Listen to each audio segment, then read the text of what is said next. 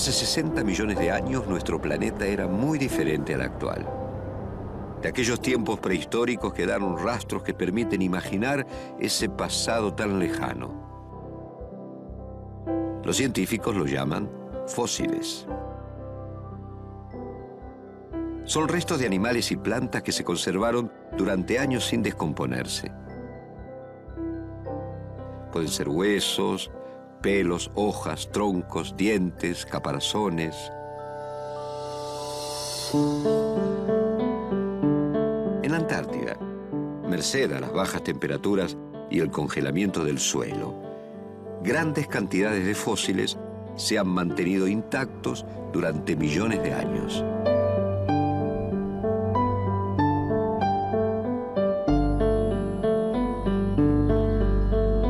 La Antártida es un continente con una capa de hielo encima que en el centro de la Antártida, en los polos, llega hasta tener unos 3.000 a 3.500 metros de espesor.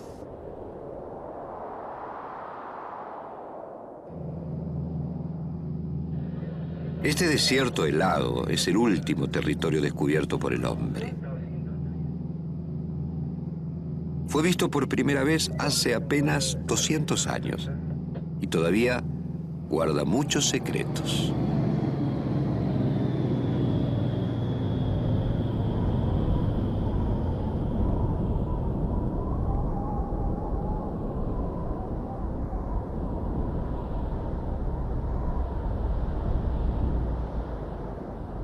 Llevar la imaginación a ubicarse hace millones de años en un continente totalmente lleno de vida, con bosques tropicales, con diversidad de mamíferos, aves, corredoras, voladoras. Cuesta imaginárselo, ¿no? Para desenterrar restos fósiles, un grupo de investigadores argentinos y norteamericanos excava el suelo congelado de la Antártida.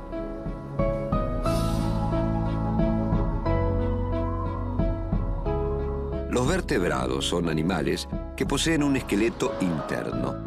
Tienen huesos y una columna vertebral.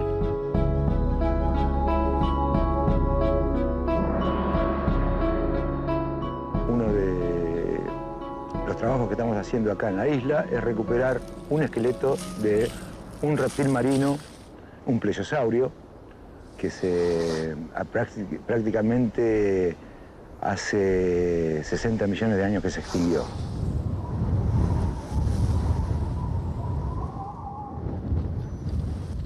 Otro equipo argentino estudia los restos fósiles de animales invertebrados que vivieron en la Antártida hace 50 millones de años.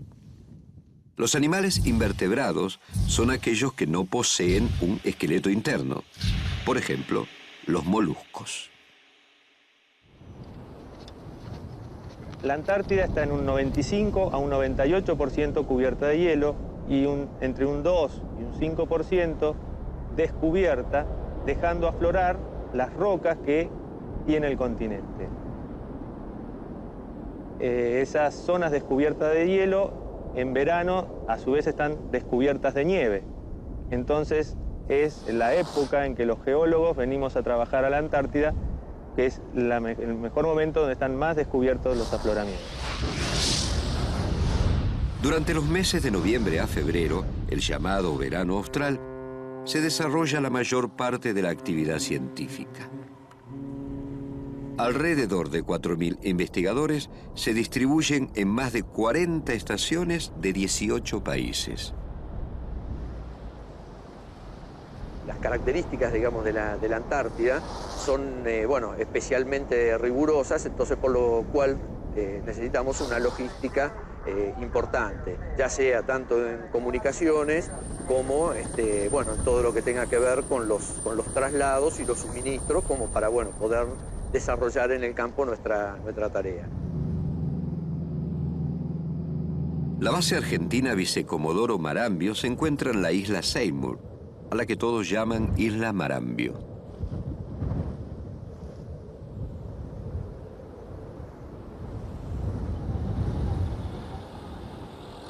La topadora tiene que trabajar día y noche para mantener la pista libre de nieve. para que no se transforme posteriormente en hielo. Y de esa forma permitir que el Hércules entre en verano, en primavera, en otoño y en el invierno, que llega a tener 38 grados centígrados bajo cero de temperatura absoluta, con unas sensaciones térmicas que rondan en los 60, 65 grados bajo cero. A 2 horas de caminata desde la base Marambio se encuentra un campamento de geólogos argentinos.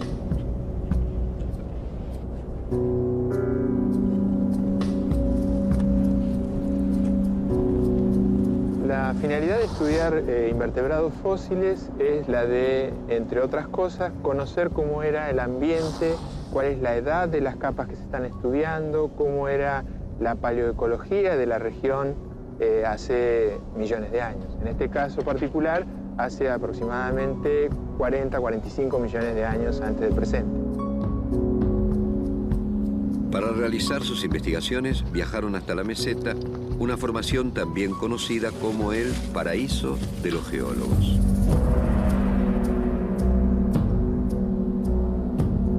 O sea, un río labró un valle grande, el mar invadió ese valle y sucesivamente lo fue rellenando.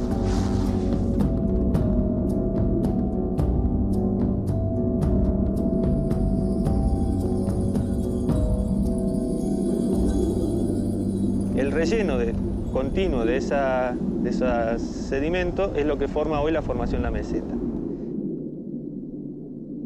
La formación de la meseta tiene un especial interés porque representa un periodo fundamental en la historia del planeta, que es el Eoceno. Esto es entre hace aproximadamente 55 millones de años y 30 millones de años antes de 35 millones de años antes del presente. Allí el equipo de geólogos realiza estudios tafonómicos. Esto nos puede dar indicio también de la energía que tenía el medio que depositó las capas de coquinas. Vemos si hay ejemplares todos adultos, miles de adultos.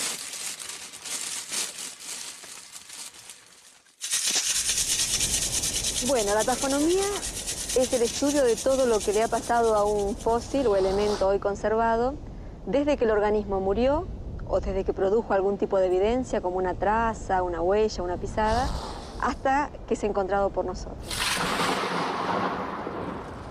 Los fósiles se acumulan en niveles como si fueran capas de una torta. Las concentraciones de fósiles o coquinas son un muestrario de restos apilados por la acción del tiempo y dejan ver los cambios climáticos y ambientales que ocurrieron en la zona. Nosotros trabajamos en depósitos esencialmente marinos o marino-marginales y este es un lugar ideal para hacer este tipo de estudios por la preservación que tienen los niveles, los fósiles y la excelente exposición, porque por el clima de Antártida, al no haber vegetación, los niveles o las capas están perfectamente limpios como para ser estudiados en detalle. Otro campamento está ubicado en la isla Vega, a 65 kilómetros de la base Marambio.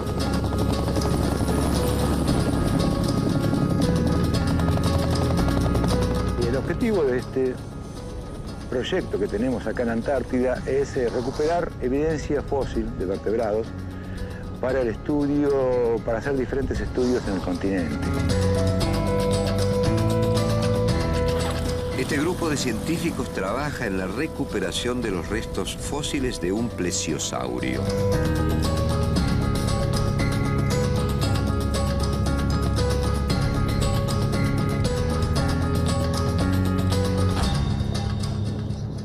And we are keeping our fingers crossed that soon we will find the skull, and it will be the first skull of this particular type of plesiosaur.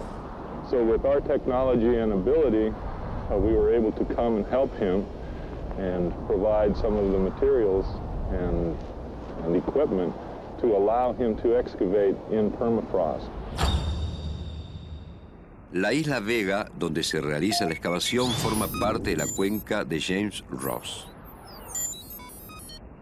En esta cuenca afloran unos 7.000 metros de sedimentos que nos cuentan, o sea, nos dan testimonio de lo que pasó en la Antártida entre el Cretácico inferior y el Terciario, o sea, por un periodo de aproximadamente 100 millones de años.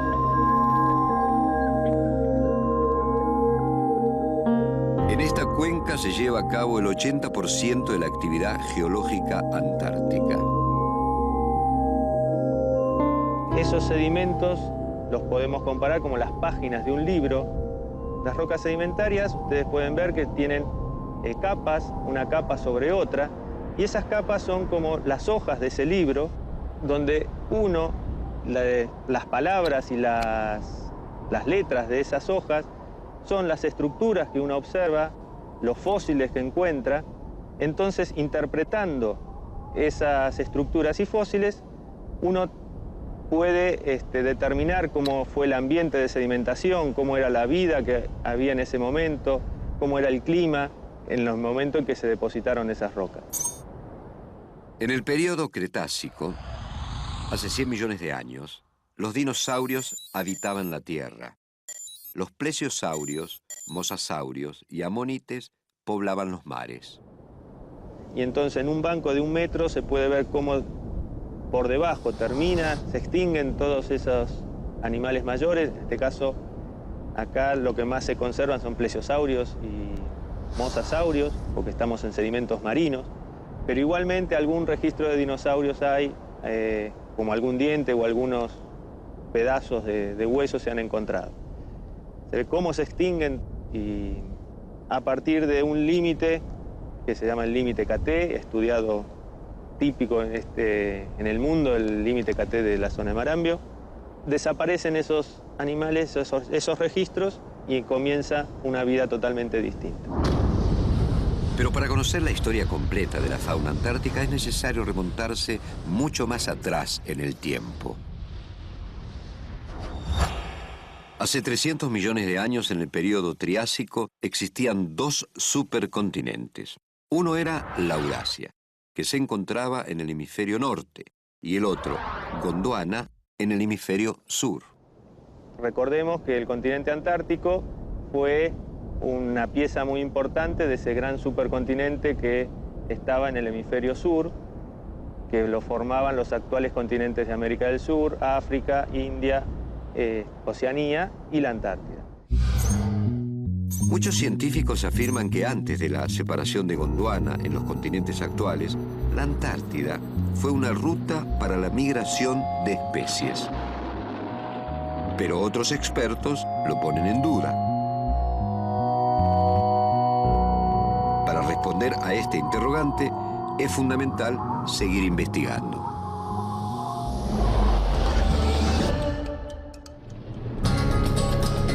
En el campamento de Isla Vega, una tormenta complica la búsqueda de los restos del plesiosaurio. La actividad debe terminar antes de lo previsto.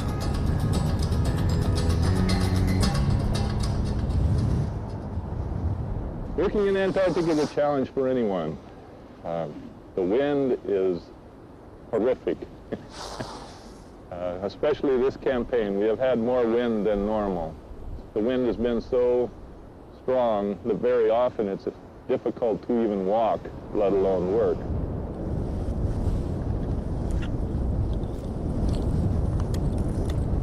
El clima acá es preponderante. Se puede trabajar nada más que en días soleados, como hoy, o se puede trabajar en días cuando está despejado de nieve. En particular, en este ejemplar tuvimos bastantes problemas porque tuvimos que dejar la excavación 2 veces porque hubo 2 tormentas muy grandes de nieve y se tapó todo el hueco. Every day it's a problem. The weather is playing with us. It is teasing us every day.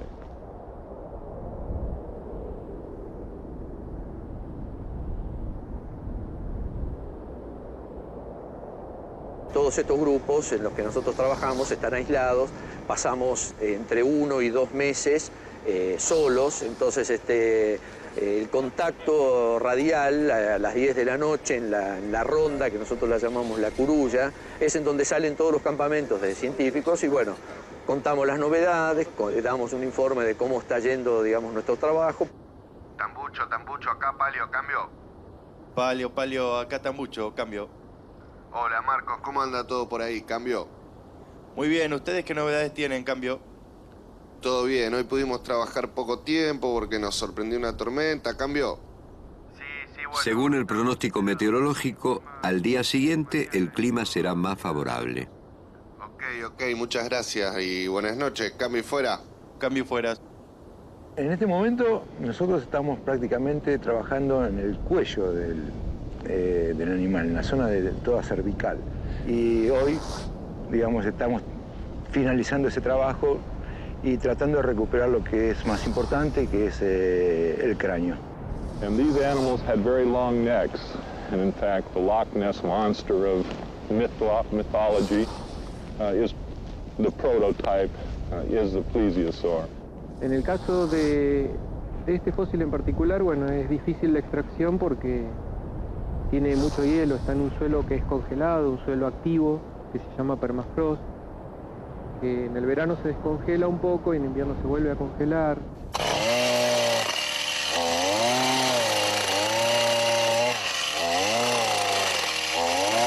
La inclinación de los estratos es bastante inclinado, se mete mucho en el suelo congelado, en el permafrost, y nosotros técnicamente tenemos que utilizar un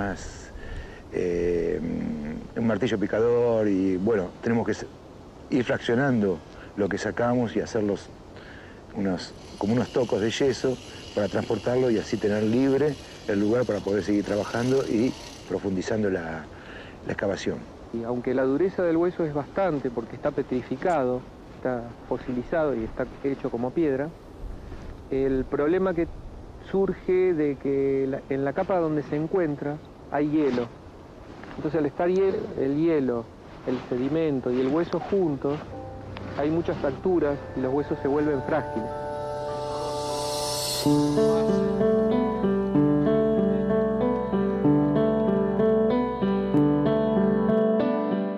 Para la protección de las piezas fósiles se prepara un envoltorio de yeso. Que es lo que sirve para poder trasladarlo primero hasta el campamento y de ahí en helicópteros hasta, bueno, en este caso va a ser hasta la base Marambio y de ahí al continente. Eso a través de unas cuadrículas que hacemos y dibujos y reconstrucciones con las fotos, nos vamos dando cuenta cómo estaban puestas y después podemos en el laboratorio o para la exhibición posterior, podemos reconstruir cómo era que estaba el animal en el campo.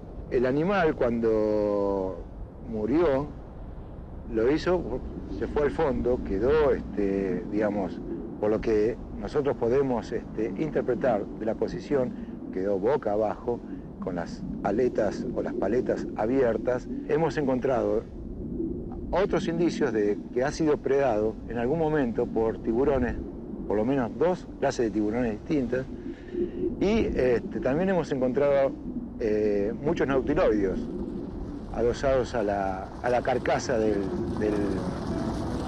animal. Todo parece indicar que los nautilodios usaron la carcasa del plesiosaurio como refugio. Es un bicho muy grande.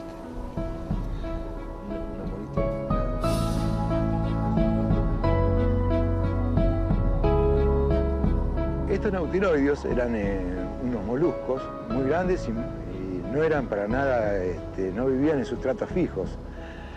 Lo que nosotros encontramos ahí fueron una cantidad de más o menos de 10 individuos adosados, no incrustados en nada, adosados entre el costillar del animal.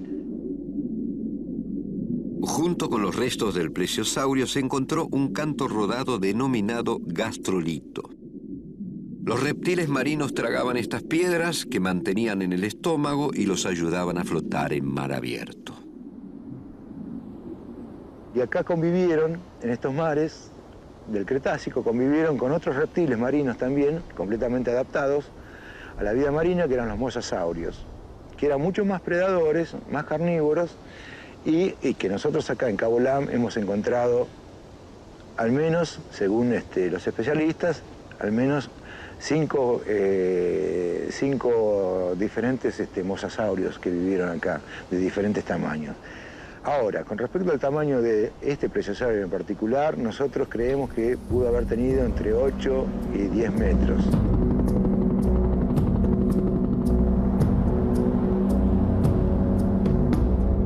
El plesiosaurio viajará 4.000 kilómetros hasta el Museo de Ciencias Naturales de La Plata, en la provincia de Buenos Aires. Allí será conservado para su estudio y exhibición.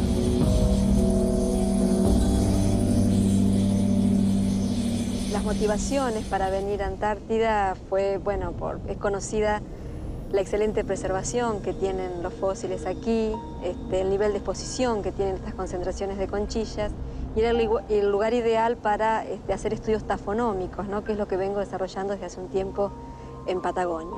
Una de las cosas que tratamos de hacer es ver la abundancia relativa de especies, es decir, cuál es la especie que predomina, cuáles son las especies subordinadas, para tratar de reconstruir lo mejor posible la comunidad original.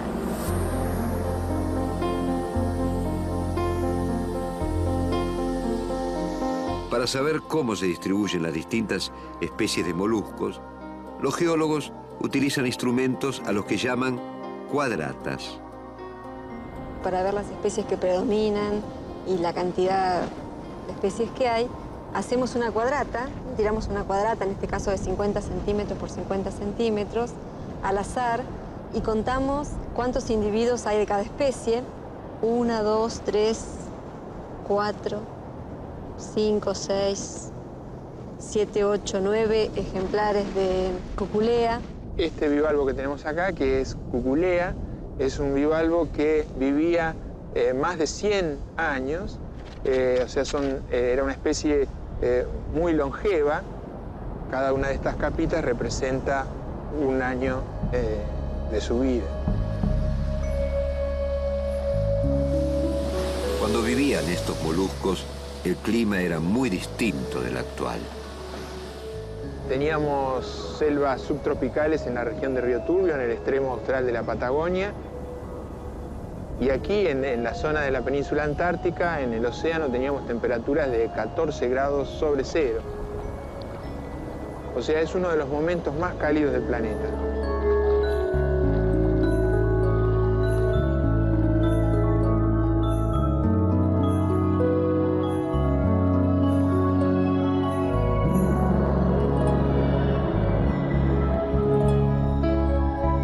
Venir a Antártida, digamos, es toda una experiencia en muchos aspectos, no solo en el aspecto profesional, sino también en el aspecto humano. Our relationship has been fantastic. They are great scientists. They're very, very hardworking. We enjoy the collaboration very much. I cannot imagine a group that I would rather work with.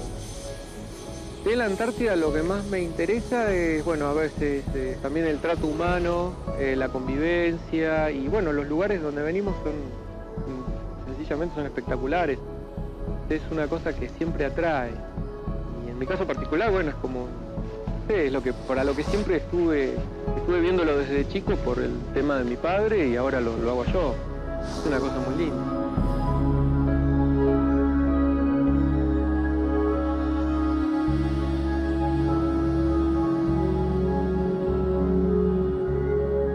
Hace 130 millones de años, la Antártida formó parte del antiguo supercontinente Gondwana, junto con América del Sur, África, India, Madagascar y Oceanía.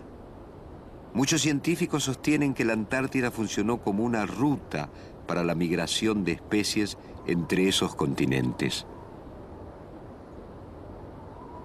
Hablar de ruta o puente es una cuestión que da un sentido muy efímero a lo que uno quiere destacar. En realidad la Antártida tuvo una vida llena de procesos evolutivos, dentro de los cuales evidentemente hubo origen de muchos grupos acá, y la prueba más fehaciente que tenemos de esto es el registro en los 45 millones de años de diferentes grupos de mamíferos.